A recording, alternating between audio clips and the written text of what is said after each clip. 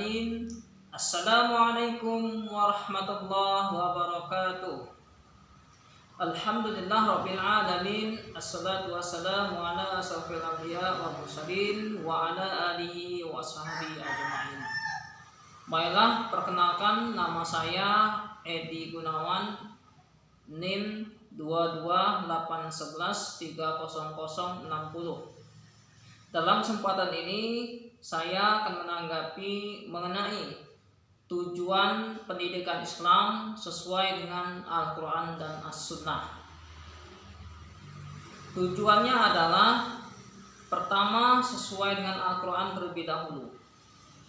Di dalam Al-Quran sudah sangat jelas bahwa Allah Subhanahu wa Ta'ala menciptakan kita manusia ini sebagai khalifah.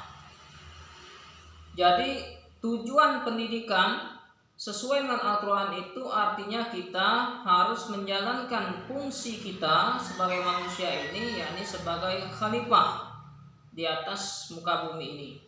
Apabila kita menjalankan fungsi kekhalifahan itu tidak sesuai dengan Al-Quran, maka pasti barang tentu akan terjadi berbagai macam hal kesalahan. Karena sudah jelas kita dilarang oleh Allah Subhanahu wa Ta'ala untuk melakukan kerusakan di atas muka bumi ini.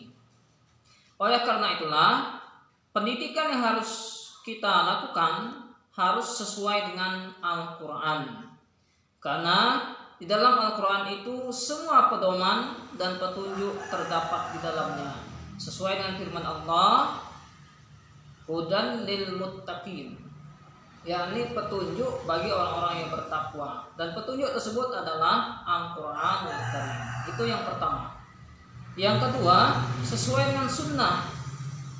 Sunnah artinya adalah sesuai dengan pedoman dan petunjuk dari junjungan kita Nabi besar Muhammad SAW. Karena antara Al-Quran dan sunnah ini tidak dapat dipisahkan, karena dia dalam satu kesatuan.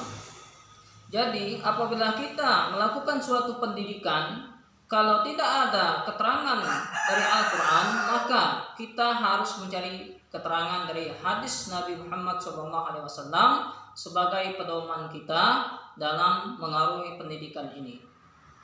Makanya kita dalam dunia pendidikan khususnya harus sesuai dengan Al-Quran dan Sunnah. Karena apabila tidak sesuai dengan Al-Quran dan Sunnah, nanti apabila anak-anak didik kita umpamanya mengamalkan dari apa yang sudah kita ajarkan itu ternyata menyalahi daripada ajaran agama Islam, maka agama tersebut atau amal ibadahnya tersebut tidak akan diterima oleh Allah Subhanahu wa Ta'ala.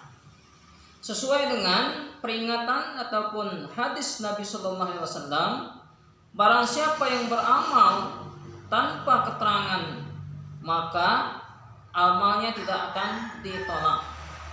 Maka amalnya akan ditolak oleh Allah Subhanahu wa Ta'ala apabila tidak sesuai dengan Al-Quran dan Sunnah. Karena itulah kita dalam ilmu pendidikan ini harus sesuai dengan Al-Quran dan Sunnah tersebut. Demikian penjelasan singkat dari saya. Mohon maaf atas kesalahan dan kekeliruan yang saya sampaikan, mungkin dari perkataan yang kurang pas dan kurang jelas. Terima kasih, saya akhiri. Wassalamualaikum warahmatullahi wabarakatuh.